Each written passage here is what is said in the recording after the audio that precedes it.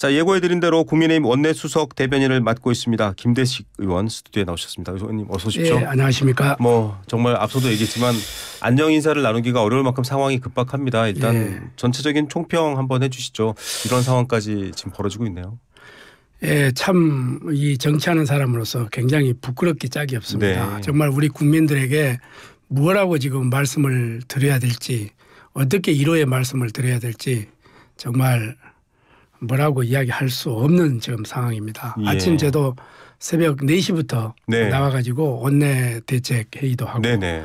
조금 전에 이제 비대위 회의하다가 중간에 지금 제가 나왔는데요. 지금 1차, 2차 저지선까지 지금 네. 이게 뚫렸지 않습니까? 맞습니다. 여기까지 그렇게 큰 무리 없이 충돌 없이 했다는 데 대해서는 안도감이 되지만은 네. 3차 저지선에 지금 도착을 하고 있기 때문에 네. 이 상황에서 어떠한 충돌도 없어야 된다. 네. 저는 이렇게 보고 저는 이게 공수처가 네네. 이게 체포를 위한 목적인지 네네. 수사를 위한 목적인지 저는 네네. 모르겠어요. 예. 이거를 충분하게 협의를 네. 하고 해서 현직 어떻게 됐든 간에 현직 대통령이기 때문에 네. 뭐 불구속 기소를 하든 네. 뭐 제3 곳에서 네. 3회 장소에서 수사를 받겠다고 하니까 예. 그걸 받는 방식을 좀 택해 주는 것도 예. 저는 괜찮지 않느냐. 왜 그러냐면은 네네. 이게 외신에서 계속해서 지금 중계방송을 하고 있잖아요. 네, 그렇죠. 외신으로. 그러면 왜 옛날에 우리가 지금 남미라든지 이런 데서 네. 했던 상황을 우리가 보는 이런 느낌이 예. 들어요. 우리가 그래도 경제 대국이고 세계 탑 그럼요. 10까지 올라가 있는 입장인데 뭐라고 말할 수 없고 단 지금 현재 공수처하고 지금 경찰팀이 협조를 해서 지금 3차 저지선까지 갔기 때문에 네. 무엇보다도 예. 안전사고 네. 그리고 충돌이 없이 네. 뭔가 법대로 좀 진행되기를 바랄 뿐입니다. 여야 그리고 국민들이 함께 바라시는 게 바로 어떠한 피도 흘려서는 안 된다라는 얘기니까요. 그렇습니다. 그 부분은 뭐 대통령 권한대행인 최상목 권한대행도 얘기를 했습니다. 그런데 이제 앞서 의원님 말씀하신 게 사실 정진석 실장이 대국민 호소문을 어제 얘기했었거든요. 예. 제3의 장소로 나와서 할 수도 있고 다른 방법으로 조사를 충분히 할 수 있는데 그러니까 저 체포영장을 강제 구인하는 체포영장을 좀 그만하면 좋겠다라는 얘기였었는데 또 윤석열 대통령 변호인 측에서는 협의된 바가 없다 이렇게 또 나왔습니다. 그래서 저도 정진석 비서실장의 그 담화를 보고 저도 놀랐는데 네네. 이게 지금 협의가 돼서 나온 메시지인지 네네. 그런데 지금 방금 앵커께서도 말씀하셨다시피 그 변호인들하고 협의가 네네. 안 됐다는 거 아닙니까? 네네네. 그러면 저 안에서도 좀 혼선이 있는 건지 네. 이런 걱정이에요. 그래서 제일 안전한 곳은 어떻게 보면 관저입니다. 예. 뭐 그래서 검경 네. 그리고 공수처 네. 서로 협조하고 협의를 해서 네네. 아니 현직 대통령의 신분을 가지고 있기 때문에 네. 관저에 들어와서 네네. 수사를 받는 것도 네. 저는 그렇게 큰 건 없다고 생각을 예. 해요. 그리고 현직 대통령이기 때문에 기소를 해라. 기소를 해서 재판을 네. 받는 방법도 저는 하나의 대안 중에 대안이 아닐까 이렇게 생각을 합니다. 예, 네. 3차 저지선에 정진석 비서실장 그리고 변호인들이 도착해 있다고 합니다. 아마 거기서 또 수사관들을 그렇게 설득할 수도 있을 것 같은 상황이고요. 만에 하나 오늘 체포영장 집행이 오늘이나 내일이나 혹은 뭐 3일 안에 이루어진다면 당에서도 어떤 입장을 내셔야 될 것 같은데요. 어떤 지금 얘기가 이제 오갔습니까? 미리서 이야기는 할 수는 없는 상황이고 네. 지금 어떤 방법이든지 네네. 체포영장이 집행이 될 경우에는 네네. 당에서도 입장을 낼 수 있으리라 이렇게 생각을 합니다. 예. 알겠습니다. 상황이 생겨야 그건 네. 말할 수 있겠다 이런 입장이신 것 같고요. 지금 이 상황이 불법 영장 집행이다 이렇게 지금 윤석열 대통령 측에서는 얘기를 하고 있잖아요.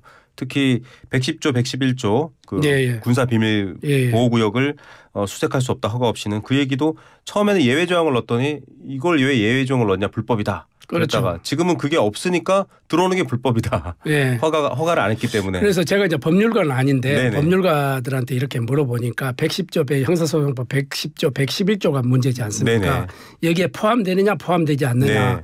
그것은 집행하는 공수처에서도 충분하게 검토를 했을 거고 네. 또 대통령실에서도 검토를 충분히 했지 않겠습니까? 예. 이게 이제 서로가 감론을박인데 저는 그것보다도 집행을 어떻게 하느냐 안 하느냐 이런 네. 것보다도 정말 이게 제일 우선시하는 게 아까도 말씀드렸지만은 국민들이 좀 네. 안심하게 좀 해달라. 네. 국민들이 지금 새벽같이 좀 왜 이렇게 꼭두 새벽부터 이렇게 해야 되느냐 네. 하는 거예요. 네. 그러니까 이것을 어떻게 우리가 지금 국민들에게 설명할까. 알겠습니다. 이게 굉장히 참 네. 안타까운 면이 있다 이걸 봅니다. 오늘 새벽에 29명의 국민의힘 의원들 뭐 김기현 의원, 나경원 의원 또 이철규 의원 이런 분들이 화면에 잡혔습니다. 뭐 나경원은 약간 눈물을 흘리기도 했는데 이분들이 대통령을 지켜야 한다. 직접 현장까지 나갔는데 아직까지 당 공식 입장하고는 좀 선을 긋고 있는 상황으로 알고 있고요. 그렇습니다. 지금 현재 당 공식 입장은 뭐 의원들 개별적으로 네네. 나가는 거니까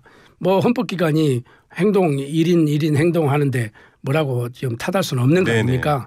다만 우리 국민의힘 국회의원들이 대통령을 지키자는 이것보다는 법대로 헌법대로 네. 절차대로 네네. 이거를 준수를 해서 집행을 하라는 그런 국민들의 강한 메시지를 전달하러 갔다. 이렇게 좀 이해를 해 주시면 좋겠습니다. 어제 이 시간에 뭐 김상훈 정책위 의장도 비슷한 얘기를 했습니다. 윤 대통령 옹호가 아니라 좀 정당한 집행과 한치의 의구심 없이 좀 해달라 이런 얘기이신데 조경태 의원은 윤 대통령 뜻을 따르는 의원들은 당을 떠나라. 아무래도 좀 당 내에서도 소수의 목소리 혹은 다른 목소리가 있잖아요. 그렇습니다. 이런 목소리는 또 어떻게 보세요? 저는 그렇습니다. 우리 조경태 의원도 우리 당의 6선 최다선 의원 중에 한 명이지 않습니까? 조경태 의원도 헌법기관이기 때문에 네네. 당연히 자기의 개인적인 이야기는 할 수 있다고 생각을 합니다. 그런데 어느 정도 상황을 보고 이게 막판까지 끝장까지 가는 이런 발언은 저는 좀 삼가해 줘야 된다 이렇게 생각을 합니다. 왜 그러냐면은 이게 무슨 떠나라 어떻게 자기가 그렇게 이야기를 할 수가 있습니까? 자기 소신대로 자기는 뭐 자기 그런 소신이다 저는 이렇게 생각을 하고 뭐 그렇게 이해를 하려고 합니다. 아무래도 그 앞전에 이제 김상욱 의원 같은 경우에 대해서 내란 특검법 찬성 표결 이런 것들에 대해서 좀 또 당 지도부가 그럴 거면 나가라 이런 얘기랑 조금 겹쳐 있는 것 같기도 해요. 이제 저는 그 내란 김상욱 의원 이야기 하니까 그러는데 내란법 뭐 찬성했다 뭐 했다 이래서 나가라는 건 아닙니다.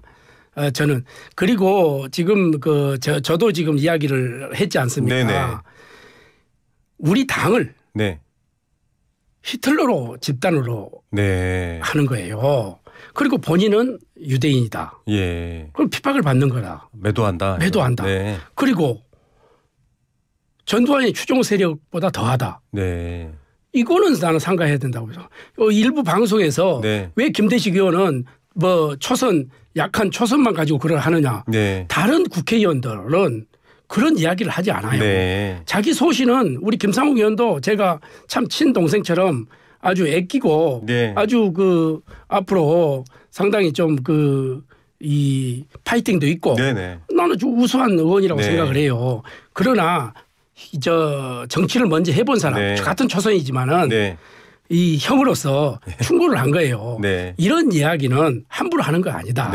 그렇게 이야기를 한 건데 이걸 가지고 뭐 다른 거는 다 빼고 제가 이게 이야기하는 것만 하는 건데 이건 제 이야기가 아니고 김상욱 의원이 이야기했던 이야기입니다. 그것을 되짚어서 이러한 표현은 좀 앞으로 상가를 해달라. 그것이 형으로서의 아우한테 충고다. 애정어린 충고다. 이런 이야기예요. 양극단으로 가기보다는 좀 공통점을 찾아내자가 사실 김대식 의원께서 그렇습니다. 좀 취하고 있는 입장이신데요.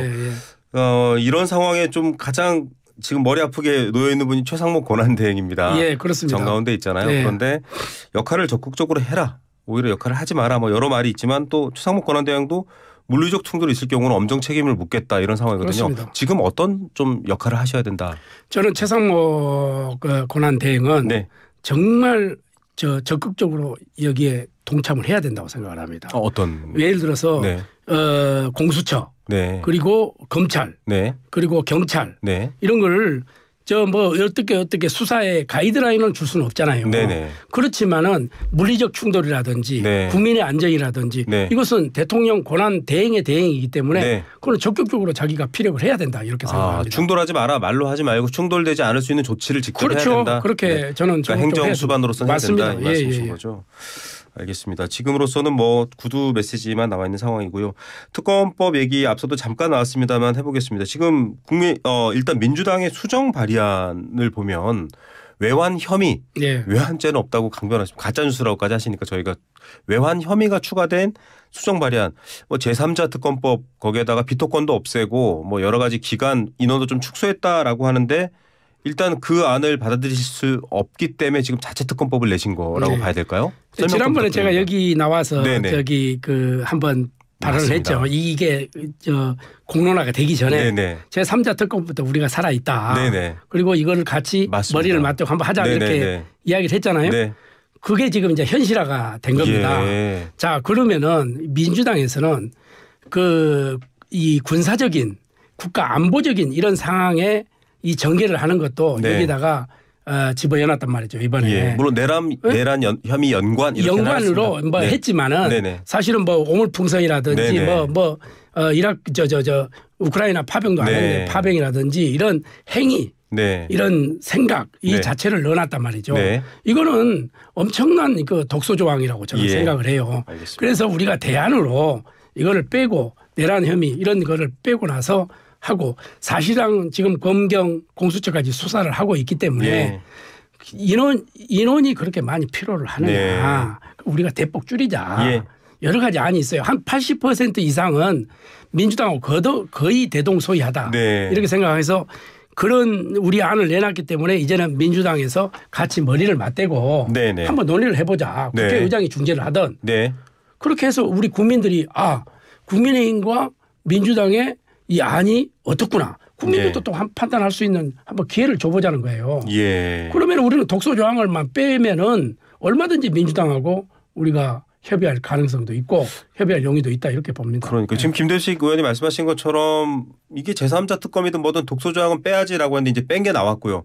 국민의 내부에서도 그렇게까지 인원을 많이 투입하고 그렇게까지 확대할 필요가 있느냐라는 계엄 특검법안이 나왔고 그러면 지금 좀 물밑에서는 어쨌든 원내수석 대변으로 계시잖아요. 약간 협의를 통해서 16일 표결이나 혹은 그 이후라도 합의안 같은 게 좀 만들어질 수 있을까요? 합의안을 좀 나는 어제 좀 아쉬운 게 이 법사위에서 사실은 우리가 국민의힘에서 이 안을 내겠다는 이미 언론에 공포가 됐었잖아요. 그럼 법사위에서 어제 같은 경우는 민주당에서 협의할 용의가 있으면 통과를 안 시켜야 돼. 기다렸다가 하루 이틀 정도 기다렸다가 자 그럼 국민의힘이 발의한 내용을 한번 보자.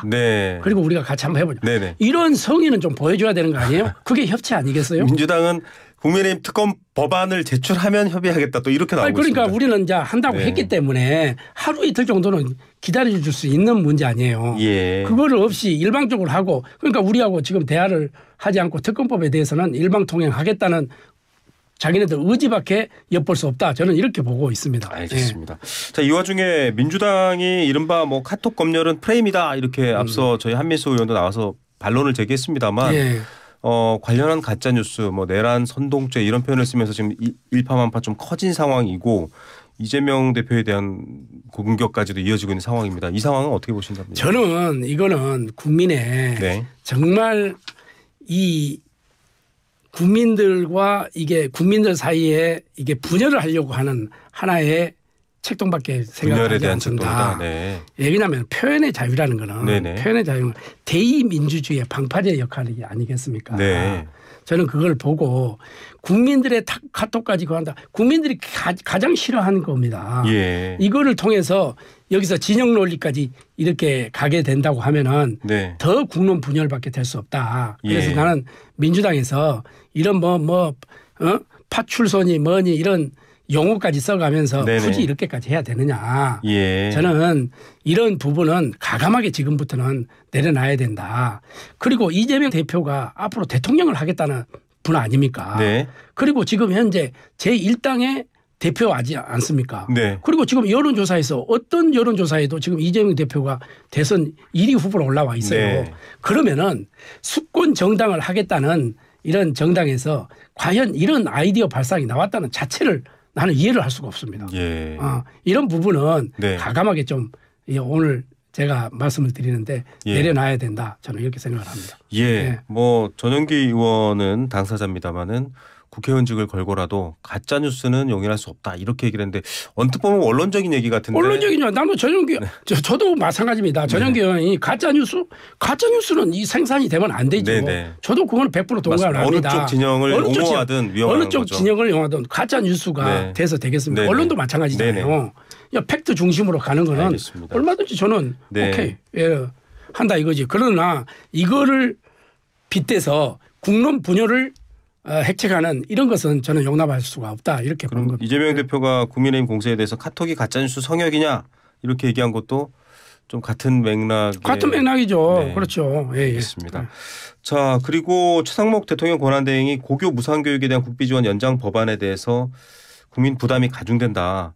좀 다시 한번 얘기 국회에서 논의해봐라. 실제 이제 제2요구권. 네, 제2요구권을 오늘 이렇게 보니까 그걸 이야기했던데. 뭐 교육계에서나 이런 쪽은 아쉽다라는 입장도 있고요. 또 그래서 이제 거기서 제가 찬반이 네네. 있어요. 그러나 충분하게 이거를 할 수 있는 그 영역이고, 이것은 그 AI 교과서 문제 같은 경우에는 옛날에 우리가 김진표 사실상 국회의장이 하셨지만은 그분이 AI 교과서의 아버지라고 부를 정도로 냈어요. 안을. 그리고 지금 현재 실질적인 교과서로 지금 돼 있단 말이죠.